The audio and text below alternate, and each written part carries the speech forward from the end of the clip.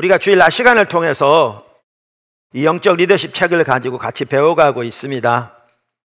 선교적 삶을 사는데 매우 필수적인 요소이고 꽤 여러분에게 듣습니다. 이 시리즈를 통해서 본인들의 삶 속에 하나님 참 놀라우게 함께하고 계신다고. 그리고 주일날 강단에 선포된 대로 그 주중에 자기 직장에서 사업장에서 하나님이 동일한 일을 하시면서 이끌어 가신다고. 그래서 많은 은혜를 부신다는 얘기를 듣고 있습니다. 이 하나하나가 주님이 인도해 가신 것을 확인시켜 주시는 것이지요. 이제 거의 다 이제 끝부분에 이르고 있는데요. 그래서 오늘은 이제 12장에 나오는 리더의 함정을 살펴보려고 합니다. 근데 리더의 함정에 대해서 살펴보기 전에 우리가 이번 시리즈를 살펴보면서 여러 주간에 걸쳐서 로버트 클린턴 교수의 리더십 개발 6단계를 살펴본 적이 있습니다. 그리고 이어서 그 유종의 미에 대해 살펴본 적이 있습니다. 그래서 그 부분을 잠깐 전체적인 그림을 이렇게 복습하고요. 그걸 토대로 리더의 함정이 얼마나 심각한 것인지 이 부분을 이제 살펴갔으면 합니다. 로버트 클린턴 교수는 풀러 신학대학원의 리더십 교수였고요. 흔히 많은 사람들이 리더십의 대가라고 속된 말로 그렇게 표현하는 분입니다. 지금 은퇴하셨고요. 그분은 말하기를 하나님께서는 생애 전반을 통해서 지도자를, 즉 리더를 개발하시는데 리더의 삶에 일어나는 섭리적 사건들과 인간관계와 환경을 통해 그 일을 이루신다고 말합니다. 그러니까 하나님께서 우리를 빚어가시고 우리를 다루시고 우리를 훈련시켜 가시는데 크게 세 가지 통로를 통해서 하신다는 겁니다. 이분의 표현에 의하면 첫째는 섭리적 사건들, 둘째는 관계들, 셋째는 환경을 통해서 하신다. 그러면서 그분은 하나님께서 리더들을 세워가시는 데 있어서 하나의 패턴이 있는 것을 발견했다. 그러면서 그것을 아까 말씀드린 대로 리더십 개발 6단계라 이렇게 부릅니다. 그 6단계는 다음과 같습니다. 살펴보면 특별히 이제 수렴 단계 5단계는 사역의 성숙과 삶의 성숙이 이제 융합되어져서 놀라운 열매를 맺는 단계를 말합니다. 그러면서 로버트 클린턴 교수는 이 단계에 이르는 사람이 많지 않다 이렇게 말합니다. 그에 의하면 수렴 단계는 하나님께서는 리더를 은사에 적합하고 사역 경험에 맞는 역할로 인도하여 그의 사역을 극대화시키는 단계다. 지도자는 이제 하나님의 인도를 받아 자신의 은사와 경험 및 기질에 맞는 역할을 수행하게 된다. 리더는 자신이 가진 최선의 것을 사역에 활용하는 때요, 그의 재질에 적합하지 않는 사역은 하지 않아도 되는 때다. 이 시기는 인격적인 성숙과 사역의 성장이 함께 만나 절정을 이루는 황금기다. 그러면서 이렇게 말합니다. 사실 소수의 리더들만 수렴의 단계를 체험한다. 리더들 가운데는 한 단계 높아진 지도력의 위치와 역할이 도리어 자신이 가진 은사를 효과적으로 발휘하는 것을 방해하고 있다고 생각하는 사람도 있다. 더 나아가서 아주 적은 수의 지도자만이 성숙한 인격의 바탕을 둔 사역을 수행한다. 이 수렴 기간은 인격과 영적 권위와 성숙한 사역을 위한 진정한 능력의 기반을 형성한다. 그러면서 이제 헨리 블랙가비 목사님 이 책에서 이 리더십 개발 6단계를 이렇게 언급하면서 어떤 리더들 중에서는 인생 후반이 돼서야 수렴 단계에 이르는 사람들이 적지 않다 이렇게 말하기도 합니다. 예를 들면 윈스턴 처칠 같은 경우에 그랬습니다. 자, 그러면서 잔광 혹은 축하의 단계에 대해서 이렇게 말합니다. 여기 이제 더 작은 사람이 여기에 사실 이르게 되는 거죠. 아주 적은 수의 사람만 이 단계에 이른다. 전 세계를 통한 사역의 열매와 성장이 하나로 융합되어 인정받는 시기로 광범위한 영역에 걸쳐서 간접적인 영향력을 행사하는 시기다. 이 단계 리더들은 긴 생애를 통하여 많은 관계들을 형성하게 되며 이 관계를 통하여 영향력을 발휘한다. 여기에 들어선 리더들은 아무것도 입증할 필요가 없다. 사람들은 그들의 영향력 있는 직위나 역할 때문이 아니라 그들의 존재 자체와 살아온 삶 때문에 그들을 존중한다. 다른 사람들은 하나님을 꾸준히 따라온 그들의 인생 행로를 따라가려고 할 것이다. 또 생애 전반에 걸쳐 지도력을 행사하면서 얻은 지혜의 보고는 많은 사람에게 유익과 축복이 될 것이다. 하나님이 자기 안에 또 자신을 통해 이루신 일들을 축하하면서 인생의 마지막 시기를 보내는 것이다. 그러면서 많은 사람들이 이 시기에 후학들을 양성하는 일을 한다.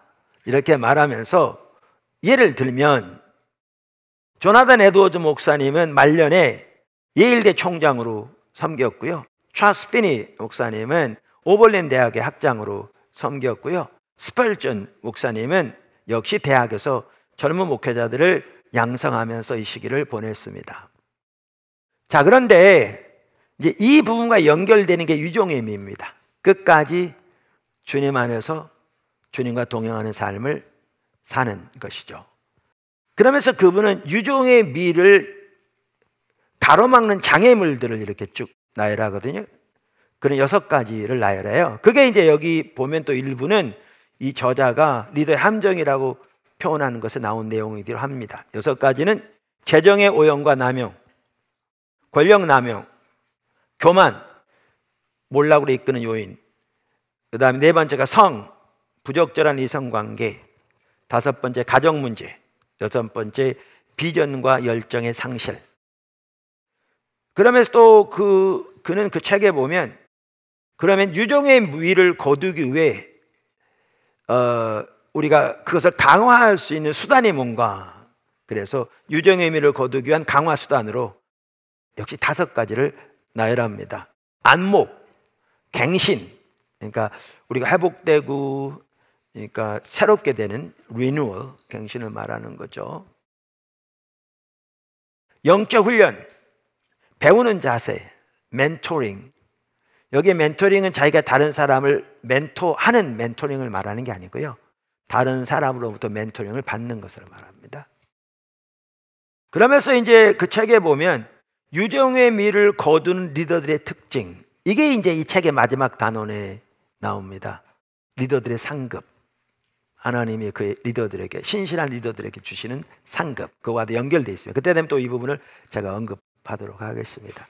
그러면서 유종의 미를 거두는 리더들의 특징, 그러면서 6가지를 언급하는데요. 첫째, 끝까지 하나님과 개인적으로 생생한 관계를 유지한다. 둘째, 배우는 자세를 유지하고 다양한 종류의 자료를 통해 배우며 특히 삶의 경험을 통해 배운다. 이 특징은 유종의 미를 거두기 위한 강화 수단이기도 한다. 셋째, 삶에서 성령의 열매의 증거로 그리스도를 담는 성품을 나타낸다. 넷째, 진리를 삶에 적용하고 하나님의 약속이 실현되는 것을 본다. 5번째, 하나 혹은 더 많은 영적 유산을 남긴다. 그러면서 그 책에 보면 효과적인 리더들이 남기는 영적 유산을 도표로 만들어 놨어요.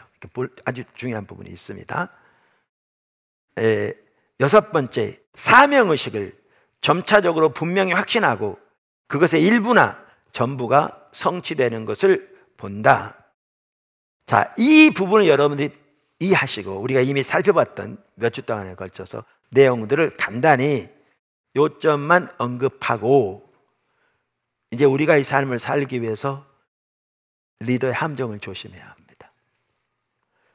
리더의 앞에는 많은 함정들이 있거든요. 그래서 우리는 그 함정에 빠지지 않도록 각별한 주의를 해야 합니다. 그게 여기서 살펴보는 내용입니다. 우리가 이미 살펴본 대로 영적 리더는 단순히 목회자들만이 아니라 우리 모두가 영적 리더로서 하나님 우리를 두신 그 자리에서 하나님의 의제를 위해 우리가 앞장서며 다른 사람들에게 영향력을 끼쳐 그들을 그리로 이끌어가는 사람들이기 때문에 우리 모두에게 해당되는 내용입니다. 그러면서 이 책의 저자들은 리더의 함정을 10가지 제시합니다. 교만, 성적인 죄, 냉소, 탐욕, 나태, 과민성, 영적 무기력, 가정 소홀, 행정 부주의, 장기 집권, 이렇게 10가지를 제시합니다. 첫째, 교만.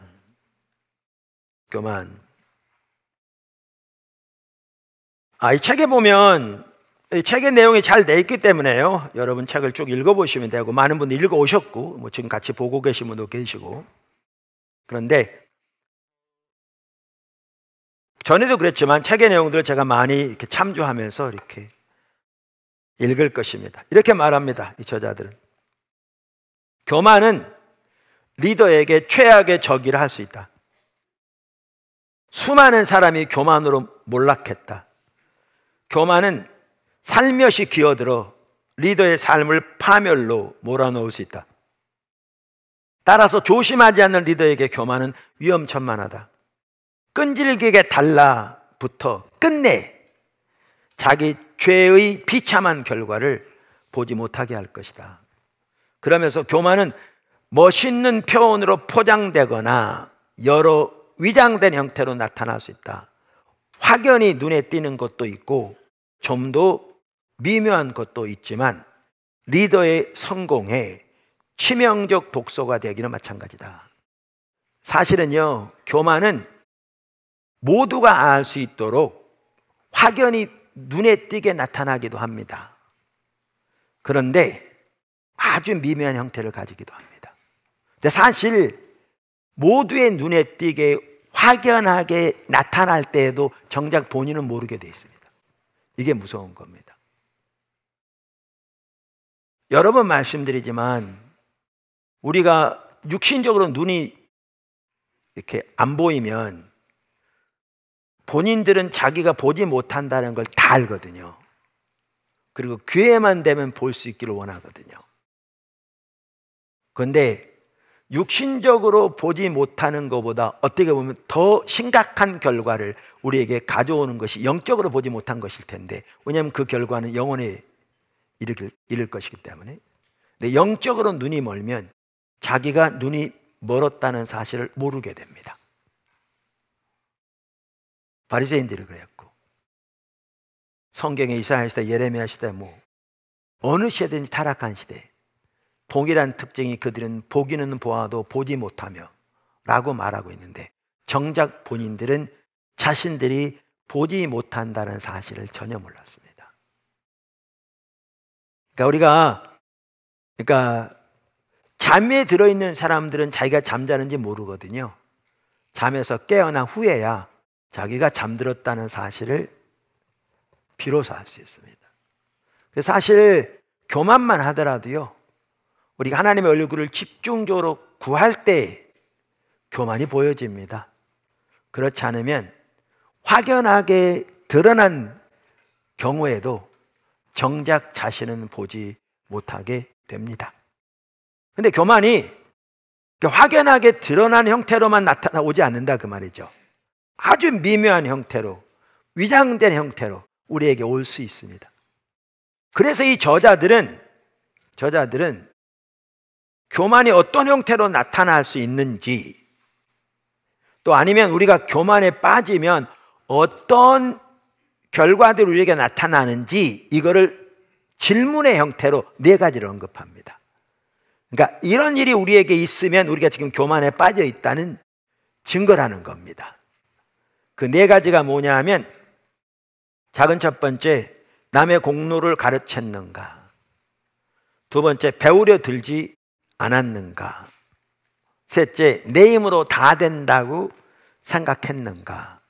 넷째, 사람을 불쌍히 여기는 마음이 없는가? 그러니까 교만하면 우리가 마음이 높아지잖아요. 그럼 마음이 높아지면 이런 결과들이 우리 삶 속에 나타나는 겁니다. 우리도 모르는 사이에. 그러니까 율법주의만 하더라도 늘 말씀드린 대로 영적으로 눈이 멀면 모르기 때문에 율법주의에 빠지면 이러한 열매들이 나타난다고 율법주의 열매들을 쭉 나열했잖아요. 그러면서 그러한 열매들을 보고 그 열매들이 내 삶 속에 있다면 내가 지금 율법주의에 빠져 있다는 사실을 깨달으라, 이렇게 나눴잖아요. 교만이 마찬가지입니다. 교만이 마찬가지입니다. 율법주의, 이게 다 교만의 결과이기 때문에 다 연결이 되지만 제 책 십자가 복음에 나와 있는 이 저자들이 말한 것만 하더라도 이 네 가지를 보고 내게 이런 게 있으면 내가 지금 교만에 빠져 있다는, 교만의 함정에 빠졌다는 사실을 깨달아야 한다라는 것입니다. 아멘. 자, 그럼 하나씩 살펴보려고 합니다. 작은 첫 번째, 남의 공로를 가로챘는가? 남의 공로를 가로챘는가? 저자들은 말합니다. 쿠제스와 포스터는 직원들이 회사를 그만두는 가장 보편적인 이유는 리더가 직원들의 노력을 충분히 인정, 칭찬해 주지 않기 때문이라고 말한다. 조직을 위해 열심히 일해봐야 성공의 공로가 리더 몫으로만 돌아온다면 아랫사람들로서는 사계가 떨어질 수밖에 없다. 진정한 리더는 조직의 부족한 실적을 자기 책임으로 돌린다.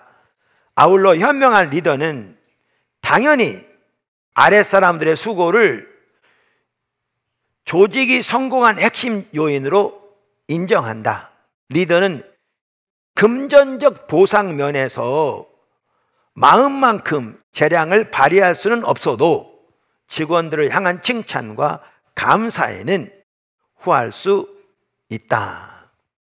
그러면서 이제 각종 형태의 이러한 그 형태를 이제 나열합니다. 쭉 이렇게 말합니다. 교만은 리더를 유혹해 조직이 성공한 공로를 혼자 독식하게 한다. 교만한 리더는 남의 이목을 끌기 위해 자신이 개입한 부분을 확대시키고 타인들의 수고는 최대한 축소한다. 다 같이 일했고 자기도 기여한 바가 있지만 자기가 기여한 바가 모든 것이처럼 확대해서 자기를 과시한다는 거죠. 타락하면, 교만에 빠지면. 그러면서 이제 우리 영적 리더들, 목회자도 해당되고 우리 모두가 해당되죠. 왜냐하면 우리 모두는 영적 리더들이니까. 이렇게 말합니다. 세상의 리더들도 교만하면 꼴불견이지만 영적 리더가 교만하면 특히 더 불쾌감을 준다. 교만한 크리스천 리더는 아랫사람들이 한 일뿐 아니라 하나님이 이루신 일의 공로까지 가로챈다. 영적 리더는 하나님의 종이건만, 영적 리더는 하나님의 종이건만, 교만한 리더는 거꾸로 하나님이 자기 종인 것처럼 행동한다. 말은 그렇게 안 할지 몰라도. 회사에 대해서 얘기합니다. 회사가 재정적으로 성공하면 교만한 영적 리더는 하나님의 인도와 보호를 높이는 것이 아니라 자신의 뛰어난 사업 수완과 관리 기술에서 성공 요인을 찾는다. 그들은 하나님보다 자신에게 이목을 집중시킨다. 정치 지도자들에 대해서도 말합니다. 정치 지도자들은 하나님의 영광과 주권을 침범하면 재앙을 부를 수 있음을 알아야 한다. 자존심이 하늘 높은 줄 몰랐던 바벨론 왕 느부갓네살은 그 진리를 어렵게 배웠다.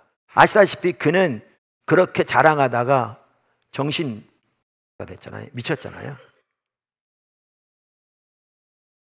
여기 뭐죠? 다니엘 4장 29절 31절. 12달이 지난 후에 내가 바벨론 왕궁 지붕에서 거닐세 나 왕이 말하여 이르되 이 큰 바벨론은 내가 능력과 권세로 건설하여 나의 도성으로 삼고 이것으로 내 위엄의 영광을 나타낸 것이 아니냐 하였더니 이 말이 아직도 나 왕의 입에 있을 때 하늘에서 소리가 내려 이르되 느부갓네살 왕아 네게 말하노니 나라의 왕위가 네게서 떠났느니라. 사실 하나님은 세상 만국의 통치자이십니다. 그분만이 인간에게 통치권을 부여하십니다. 아무리 정치 감각이 있고 인기가 높은 정치가라도 궁극적으로 하나님이 허락해 주셔야만 다스릴 수 있음을 알아야 합니다. 하나님은 그분의 영광을 지키십니다. 하나님은 교만을 싫어하십니다. 이 시대에 세상은 하나님의 주권을 인정하지 않습니다. 그것을 버린 지 오래됐습니다. 그래서 정치 지도자들만 하더라도 하나님에 대한 인식조차 없고 때로는 표를 얻기 위해서 말로는 다양한 미사역으로 성도들을 현혹시킬지 모르지만 그 중심에는 하나님의 통치권에 대한 거의 어떠한 인식조차 없는 것이 대부분의 정치인들의 행태입니다. 그러나 분명히 그들에게는 하나님의 심판이 있습니다. 둘째, 배우러 들지 않았는가? 배우러 들지 않았는가? 저자들이 이렇게 얘기합니다. 교만은 리더의 사고를 닫아버린다. 조직의 성공이 전적으로 자기 덕이라고 믿는 리더는 자기처럼 조직을 잘 운영할 수 있는 사람은 아무도 없다는 위험한 착각에 빠진다. 교만 때문에 성공에 필요한 깊은 통찰을 지닌 사람이 자신밖에 없다고 믿는 것이다. 그래서 주변의 현명한 조언의 귀를 막는다. 그래서 교만한 리더는 자신의 의견을 즉각 받아들이지 않으면 용납하지 못한다. 막강한 잠재력을 지닌 귀애들을 스스로 걷어차 버린다. 배우려는 마음이 없기 때문이다. 저자들이 이렇게 말합니다. 훌륭한 영적 리더들에게 한 가지 공통점이 있다면 그것은 배우려는 마음이다. 여호와를 경외하는 것이 지식의 근본이거늘 미련한 자는 지혜와 훈계를 멸시하느니라. 잠언 1장 7절. 곧 지혜가 내 마음에 들어가며 지식이 내 영혼을 즐겁게 할 것이요 근신이 너를 지키며 명철이 너를 보호하여. 잠언 2장 10절 11절. 작은 세 번째, 내 힘으로 다 된다고 생각하는가? 이게 이제 교만의 열매라는 거죠. 이 저자들은 테오도르 루즈벨트 대통령의 예를 듭니다. 프랭클린 루즈벨트가 아니고요. 그러면서 그의 교만으로 인해서 그의 외골수적인 확신 때문에 재선에 실패한 그러한 예를 듭니다. 그러면서 이렇게 말합니다. 역사에는 한순간 성공의 정상에 섰다가 다음 순간 비참한 실패의 쓰레기 더미로 곤두박질 친 사람들의 예가 수없이 많다. 오늘 장안에 평판이 자자하던 기업가가 내일 형사기소로 무리를 빚는다. 올해 감독상을 받았던 감독이 이번 시즌에 해임되어 중도 하차한다. 첫 임기 때 권력의 정점에 올랐던 정치가가 다음 임기 때 직위에서 쫓겨난다. 이번 주 대형 교회의 선도 위치에 섰던 목사가 다음 주에 불명예 퇴진한다. 그것이 정치건, 그것이 경제건, 그것이 교회건, 또 예술이건 각 분야에서 얼마든지 오늘 정점에 있다가 내일 곤두박질 치는 사람들의 예가 수없이 많이 있다. 그 얘기입니다. 그 핵심은 교만인 거죠. 그러면서 이렇게 말합니다. 그 핵심적인 이유에 대해서. 교만의 눈머로 자신이 전적으로 하나님의 은혜와 사람들의 지원에 의존하고 있다는 사실을 망각한 리더는 결국 낮아지게 되어 있다. 사울 왕이 하나님을 이용하려다 낮아진 것처럼 하나님의 은혜와 무관한 듯 행동하는 리더를 하나님은 반드시 낮추신다. 그러면서 이와 대조적으로 참된 리더의 좋은 본을 D.L. 무디 목사님의 예를 듭니다. 여기 보면 사울처럼 교만한 리더와는 반대로 D.L. 무디 같은 영적 리더는 자신의 성공이 어디에서 오는지 확실히 알았다. 조니 베서 아저씨로 알려진 전도자는 무디를 만난 자리에서 하나님이 수많은 사람들을 그리스도께 돌아오게 하는데 사용하신 분을 이렇게 만나게 돼 정말 기쁩니다 라고 말했다. 그러자 무디는 몸을 굽으려 한 줌 흙을 집어 올렸다. 손가락 사이로 흙을 날려보내면서 무디는 이렇게 고백했다. 하나님이 쓰신다는 것을 빼고는 D.L. 무디도 이 흙에 지나지 않습니다. 이렇게 요즘 외부 집회도 많이 안 나가고 그래서 좀 이렇게 그러기도 한데요. 과거엔 특별히 더욱더 이렇게 외부에 집회 가거나 또 아니면 설교할 기회가 있거나 이렇게 하고 나면 적지 않은 사람들이 저에게 와서 인사하면서 은혜 많이 받았습니다. 은혜 많이 받았습니다. 그렇게 말했거든요. 근데 이제 하나님께서 그런 부분을 다루시는 것 같아서 제가 이제 설명을 하죠. 아니요. 제가 은혜를 드린 게 아니고요. 하나님이 주신 겁니다. 그분이 누가 모르나요? 다 알지. 근데 은혜 받았습니다. 그런데 제가 거기다가 제가 드린 게 아니고요. 하나님이 주셨습니다. 이게 막 설명하면 얼마나 뻘쭘해요. 그래서 나중에는 이제 사람들이 은혜 받았습니다. 그러면 뭐 다 아는 내용이니까 그 내용을 제가 그냥 넘어갔어요. 그랬더니 주님이 다루시더라고요. 너 왜 가만히 있냐? 여러분 간단한 얘기 같죠? 와가지고 무디 목사님한테 하나님께서 수많은 사람들을 예수님께 돌아오게 하신 데 사용하신 분을 이렇게 만나니 기쁩니다. 그러니까 엎드려가 땅에다 흙을 딱 집어가지고 날린다. 이게 쉬울 것 같으세요? 그러면서 그렇게 말하는 게.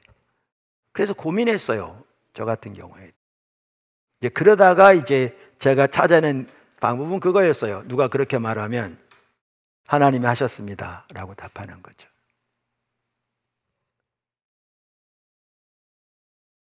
이기스 목사님 같은 경우에도 이렇게 사람들이 칭찬하면 주님이 가끔 기도하면 그렇게 감동신다 그러죠. 내 귀를 씻어라. 왜 그러냐면요, 당연히 하나님이 하신 걸 안다고 할지 모르지만 그러한 것을 한 번 듣고 두 번 듣고 세 번 듣고 네 번 듣고 다섯 번 듣고 여섯 번 들으면 이렇게 쌓이게 되고요, 자기도 모르는 사이에 마음이 높아지게 되어 있습니다. 하나님은 거기서 우리를 보호하기 원하시는 거죠. 네 번째, 사람을 불쌍히 여기는 마음이 없는가? 저자들이 이렇게 말합니다. 하나님은 아랫사람들을 자신이 돌볼 양떼로 보지 않고 강탈의 대상으로 본 영적 리더들을 선지자 에스겔을 통해 책망하셨다. 그러니까 구약이건 신약이건 하나님의 사람들이 타락하면 사역이 자기 목적을 위한 수단으로 전락하더라고요. 그것이 경제적인 이득이건 다른 사람을 지배하고자 하는 욕망이건 세상적인 지위와 직책을 위한 야망이건 혹은 사람들 앞에 인정받고자 하는 것이건 그것이 무엇이건 사람마다 다를지 모르지만 신앙이 타락하면 자기 사역이 자기 목적을 위한 수단으로 전락하는 거죠. 그 타락한 목자의 영적 리더의 전형적인 특징을 하나님이 에스겔서를 통해서 강력하게 꾸짖고 계시거든요. 얼마 전에 한번 본 것 같은데, 에스겔 34장 1절, 여호와의 말씀이 내게 임하여 이르시되 인자야 너는 이스라엘 목자들에게 예언하라. 그들 곧 목자들에게 예언하여 이르기를 주 여호와께서 이같이 말씀하시되 자기만 먹는 이스라엘 목자들은 화 있을진저. 목자들이 양떼를 먹이는 것이 마땅하지 아니하냐. 너희가 살진 양을 잡아 그 기름을 먹으며 그 털을 입되 양떼는 먹이지 아니하는도다. 너희가 그 연약한 자를 강하게 아니하며 병든 자를 고치지 아니하며 상한 자를 싸매 주지 아니하며 쫓기는 자를 돌아오게 하지 아니하며 잃어버린 자를 찾지 아니하고 다만 포악으로 그것들을 다스렸도다. 목자가 없으므로 그들이 흩어져서 모든 들짐승의 밥이 되었도다. 예수님께서 수많은 사람들이 예수님에게 다가올 때 그들을 불쌍히 여기시면서 저들이 목자 없는 양과 같이 유리하며 방황함이라고 그랬잖아요. 이 똑같은 걸 말합니다. 이걸 보면 그 당시 종교 지도자들이 이랬던 걸 볼 수 있습니다. 실제로 그랬습니다. 양들에 대해서는 관심 없는, 그들을 통한 자기 지위와 부와 영향력과 안락에만 관심이 있는. 그러니까 이 에스겔서를 말한다면 이렇게 말해요. 이 자칭 영적 리더들은 이득을 챙기기 위해 자리를 지켰다. 오늘날도 얼마든지 그럴 수 있거든요. 진짜 얼마든지. 백성들은 착취당에 흩어지고 있건만 이들은 오직 자기 안일과 이득에만 관심이 있었다. 이때 중요한 게 그겁니다. 우리가 다른 사람을 보고 손가락질할 것이 아니라 내가 영적 리더잖아요. 그러니까 나를 보아야죠. 이 말씀이 항상 모든 말씀에. 그러면서 참된 리더십에 대해서 이렇게 말하면 참 중요한 말인데요. 리더십은 귀한 소명이다. 그것은 하나님이 주신 특권이다. 리더는 따르는 이들의 삶을 풍요롭게 해줄 기회와 그럴 수 있는 영향력을 함께 받았다. 다시 읽어볼게요. 리더십은 귀한 소명이다. 그것은 하나님이 주신 특권이다. 리더는 따르는 모든 이들의 삶을 풍요롭게 해줄 기회와 그럴 수 있는 영향력을 함께 받았다. 언젠가 한번 나눈 적이 있는데요. 제가 그 여호수아 1장을 읽는 중에 하나님께서 또렷이 리더십과 관련해 보이시는데 우선 저에게 하시는 말씀 같았어요. 그래서 저는 이제 그 부분을 늘 유념하기를 그렇게 늘 생각하고 있고요. 기도해 주세요. 근데 한편으로 이 말은 저에게만 해당되는 말씀은 아닌 것 같아요. 여호수아 1장이 그걸 말해주죠. 리더십과 관련해서 8가지를 이렇게 보여지더라고요. 제가 그 여호수아 1장 아시죠? 주님께서 여호수아를 세우시면서 주신 말씀. 그건 제가 읽지 않을 거고요. 8가지. 1. 리더는 종이다. 하나님의 종. 아까 이 저자를 똑같이 말했죠. 그래서 모세를 반복적으로 성경에 보면 하나님의 종으로 표현하고 있어요. 2. 하나님의 일은 하나님의 백성을 위한 것이다. 여기 보세요. 리더는 따르는 이들의 삶을 풍요롭게 해줄 기회와 그럴 수 있는 영향력을 함께 받았다. 하나님이 여호수아를 세우신 것은 그를 통해서 하나님이 이스라엘에게 주신 유업을 이스라엘로 차지하게 하기 위함이었어요. 물론 거기에 여호수아도 포함될지 모르지만 하나님의 일은 하나님의 백성을 위한 것이다. 종은 그것을 위한 하나님의 종이다. 세 번째, 종의 유일한 유업은 하나님 그분이다. 그리고 그것이면 충분하다. 이제 이 다음 장에도 보면 나오지만요, 잘 섬기는 리더에게 다양한 보상이 주어집니다. 회사에서도 그렇고 기업에서도 그렇고 교회에서도 그럴 수 있습니다. 그리고 그 보상 중에는 재정적인 면도 포함될 수 있습니다. 부분적으로. 그러나 저는 회사건 기업이건 교회에서건 모든 영적 리더들은 이 자세를 가져야 한다고 믿습니다. 종의 유일한 유업은 하나님 그분이다. 그리고 그것이면 충분하다. 세상의 것이 우리의 목표가 되어질 때 타락하기 시작합니다. 아까도 나눈 것처럼. 넷째, 하나님께서 약속하셨을지라도 그것을 가서 취해야 한다.